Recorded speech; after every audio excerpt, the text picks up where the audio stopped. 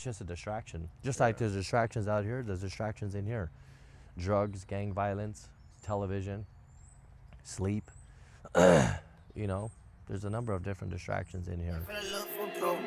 I truck across them cause I seen it was planned. The truck had me out but didn't know how to count. Told her ring up and didn't know the amount. Expensive new berries I couldn't even pronounce. No gun polish just stick in the pot. Hope nobody gets out of their body.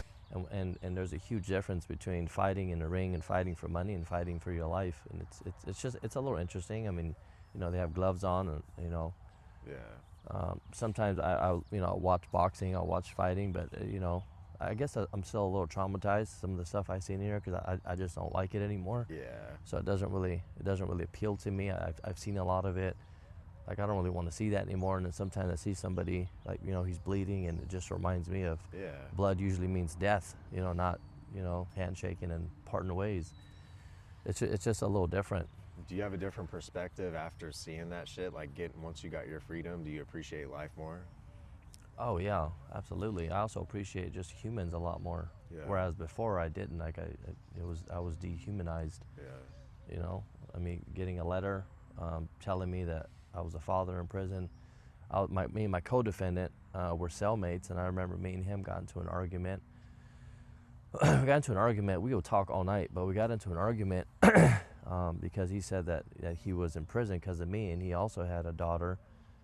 And I was like, I didn't choose for you to be here with me. You know, like it's just something that we were involved in and a part of. Yeah.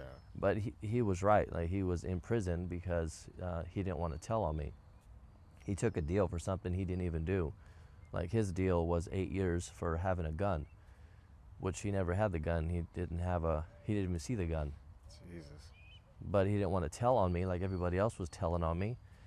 That was also the first time that I've actually been exposed to somebody telling on me that I ran with, because prior to that, we didn't really tell on each other.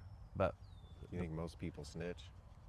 Oh yeah, I mean, every single time I hear about this code that people have, and at the end of the day, when you're in the back of a cop car and you're facing your freedom getting taken, you know, I've just been exposed to so much where you know, the most hardened person could end up telling, given the right circumstance. But he never told on me, so they already had enough evidence, and they gave him 8 years for having a weapon that he never even seen. So I had the weapon, though they never found the weapon. So they were looking for it, but they never found it. And we got into an argument over it because I'm doing, you know, 8 years because of you. But you know, he just took it up and just ran with it. You know, he understood what he was doing when he got involved in gang, just like I did. Just like, you know, I never told on anybody. And I've been put in many situations where I could have. It really wasn't in me. So you were just down. Yeah, for that life. Yeah, for that to happen to me, I was shocked. I was, you know, really shocked. And even Tina was just asking me questions last night about things that I did in my childhood and why and how, and you know,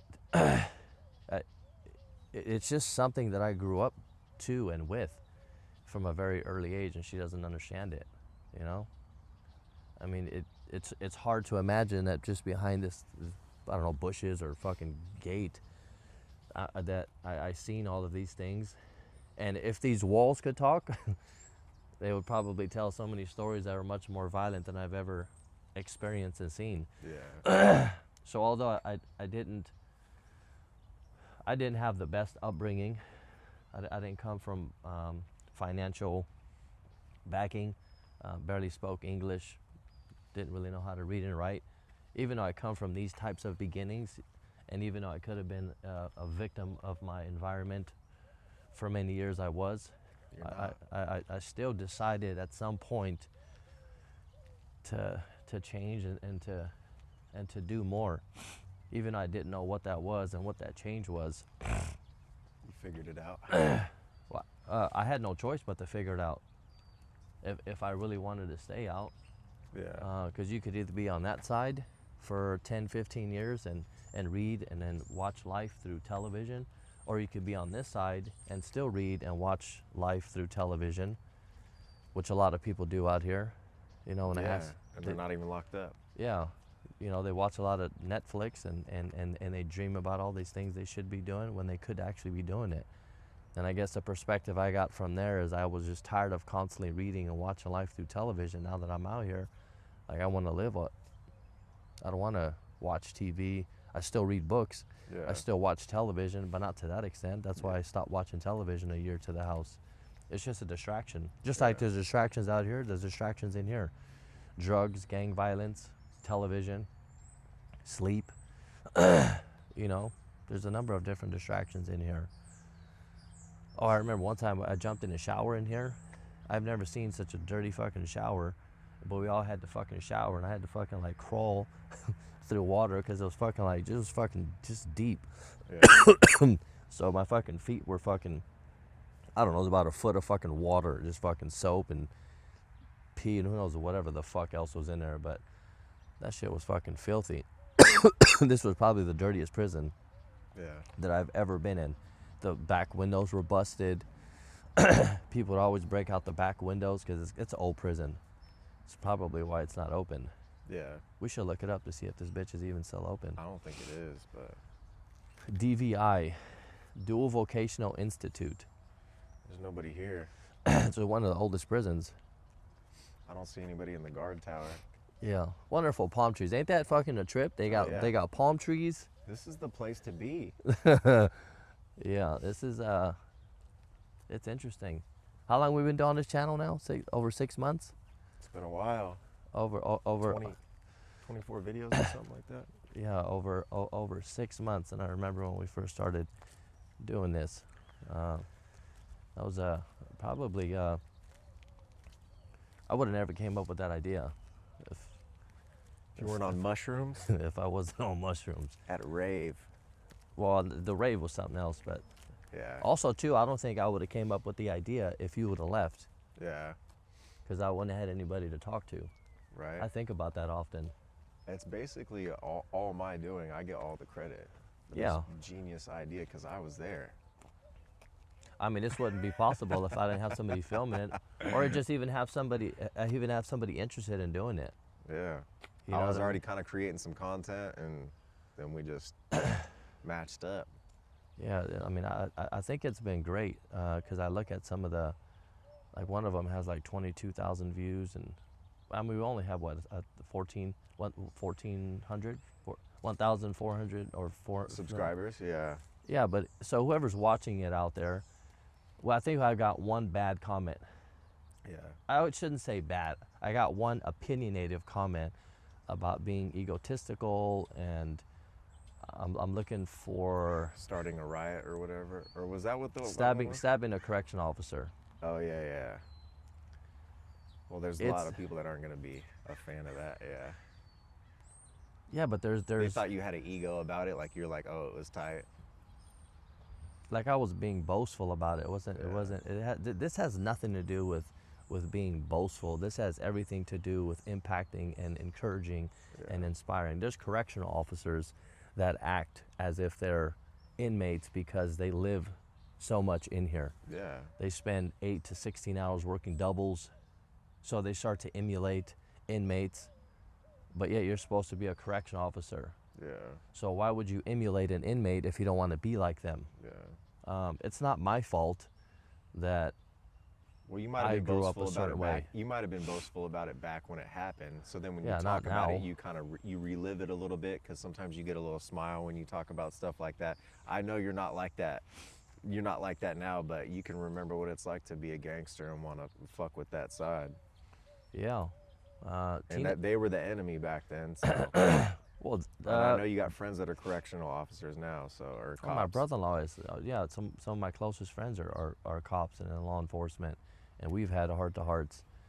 So to have any type of animosity towards anybody or any correction officers or anybody in law enforcement, now I don't. Same thing with anybody that used to be a rival gang member of mine. I don't have any animosity towards them. I want everybody to thrive. Yeah. But the ones that do have animosity towards inmates, that's on you. Or the inmates that has animosity towards correction officers, that's on you as well too. Like we all choose who we want to have animosity towards or who we hate. That's not what this whole channel is about. This whole channel is to show people that no matter what you go through, whether if it's my story or somebody else's story, you get to choose and you get to rewrite whatever path you want to be on. Absolutely. That's the bottom line. All these other reasons on why you're telling yourself you can't, these inmates and these COs will never change. They probably won't, but it's not our responsibility to change them. Yeah, it's on you. You can only change yourself. Yep, absolutely. So for everybody that's out there watching, and I've helped or encouraged, thank you.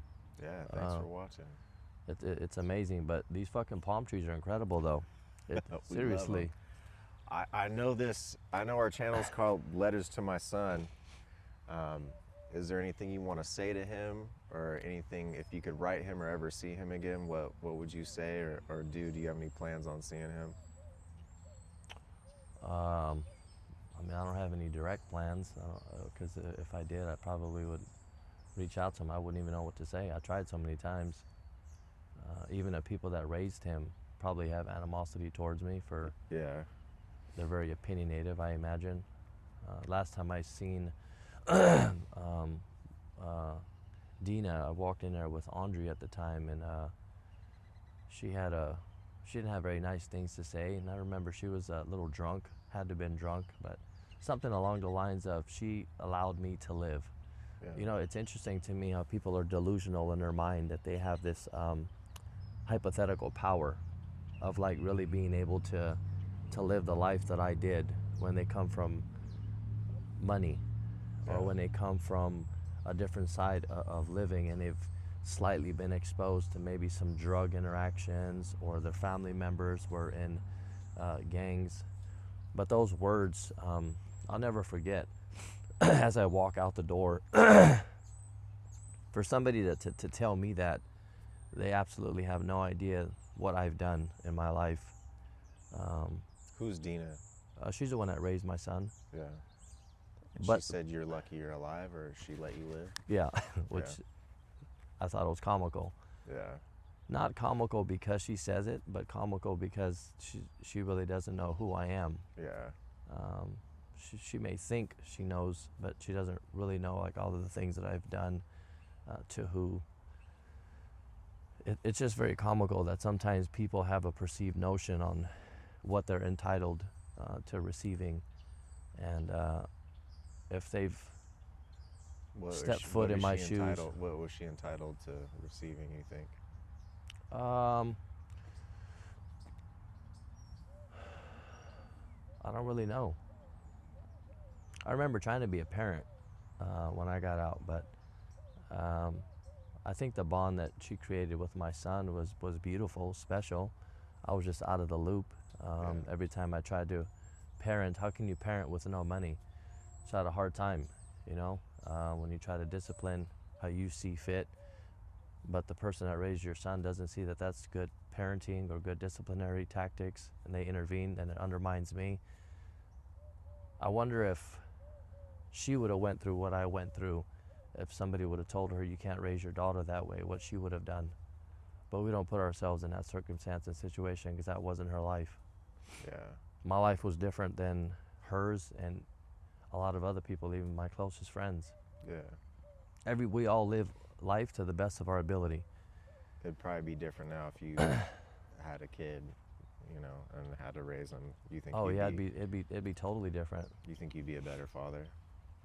I would hope so. I don't know if I want that though. Yeah. I mean, you said financially it's hard to raise a kid, so. I mean, financially I'm set. Yeah. Um, How old is your son now? He'll be 26. He's 26. Okay. Yeah, September 15th. He was born in 1999. Same year I find out. So September 15th, 1999. He was born. And then you found out right here. I got a letter in the mail with the ultrasound saying I'm gonna be a father, and yeah, that was devastating. Because I had 12 years and I had all kinds of criminal activity to participate in. Yeah. What kind of father is that? That's a lot to deal with, dude. Yeah, that is. In any case, welcome to fucking my life and welcome to DVI back then, but where I'm at now is a totally different person. Absolutely. So what would you say to your son if you had to say something to him right now if he was watching?